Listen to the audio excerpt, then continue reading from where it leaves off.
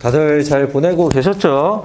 우리가 이제 저번 시간에 이제 봄에 공통보감, 난간방을 이제 목화토금수를 다 끝내고 요번 주부터 이제 목을 들어갈 거란 말이에요. 어떤 목을 들어갈 거냐?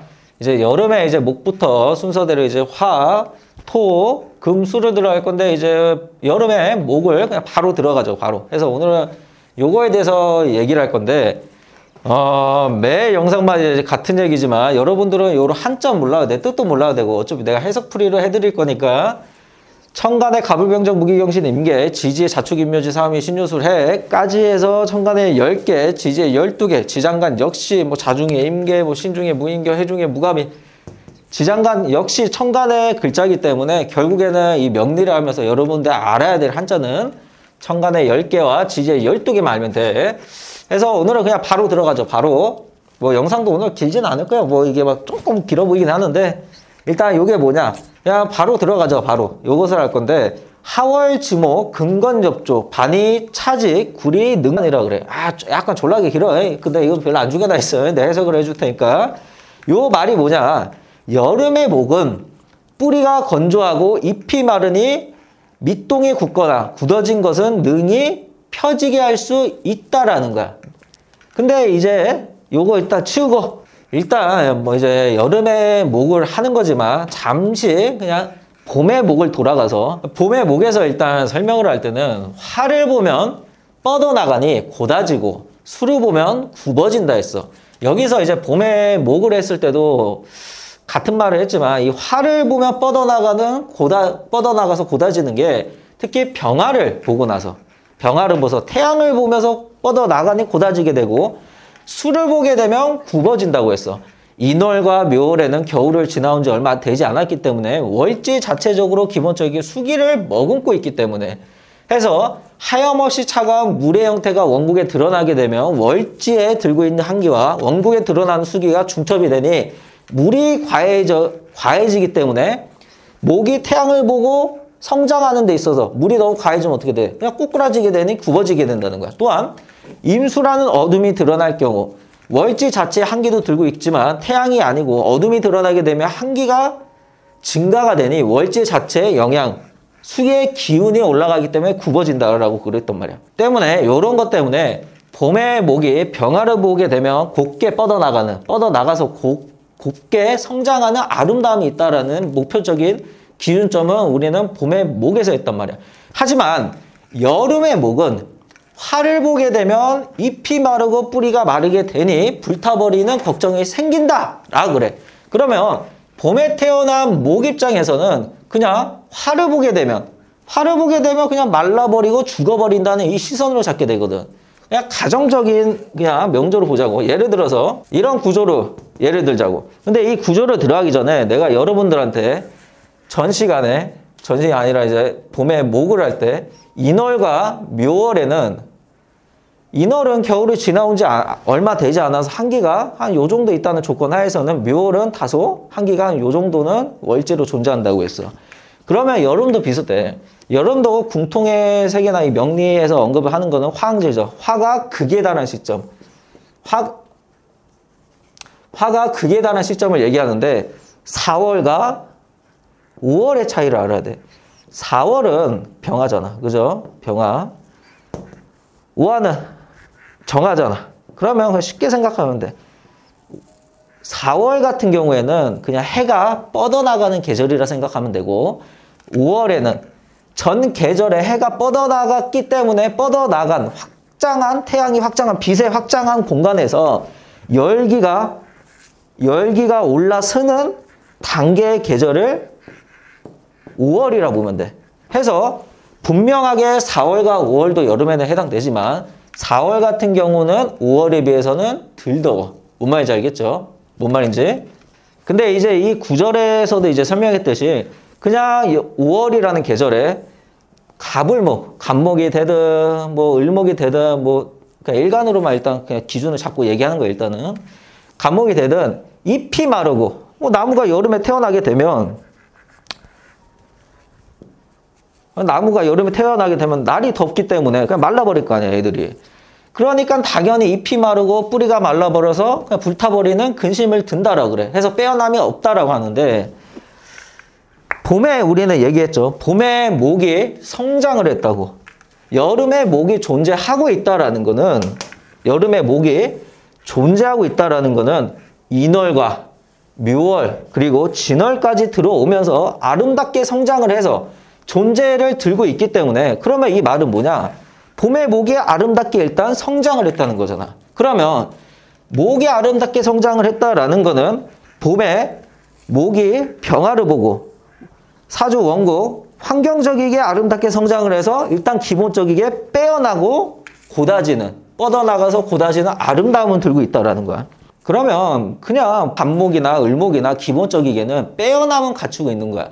그냥 가수로 치게 되면 그냥 일찍 피트는 냈어. 일찍 피트는 냈다라는 거야. 때문에 무조건 근묘하실상, 물론 이제 근묘하실상 시간적인 대임. 왜냐면 5월에 태어난 간목 입장에서는 태어나자마자 말라가는 거지 마른 게 아니잖아. 그지? 이 개념을 잘 잡아야 돼. 말라가는 거지 말라가고 뭐 잎이 마르고 뿌리가 말라서 불타버리는 과정을 이걸 좀 알아야 돼.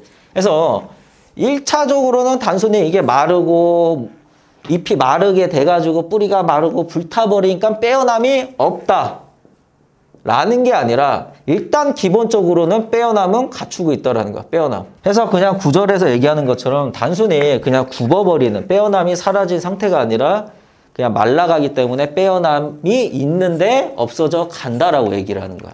그래서 이제 다음 구절에서도 다음 수업에서도 얘기를 할 건데, 그러기 때문에 하염없이 차가운 개수라든지 뜨거우면 뜨거울수록 개수가 필요한 거고, 임수 같은 경우는 내가 여러분한테 지금 가무갈분한데 여름을 한정해서는 온도가 없는 물로 내가 조금 설명을 했는지 안 했는지 모르겠지만, 여름을 한정해서는 임수는 온도가 없는 물로 내가 조금 설명드리긴 해. 물론 어제 어둠이 1차적이긴 맞기는 맞지만 여러분들을 이해를 돕기 위해서.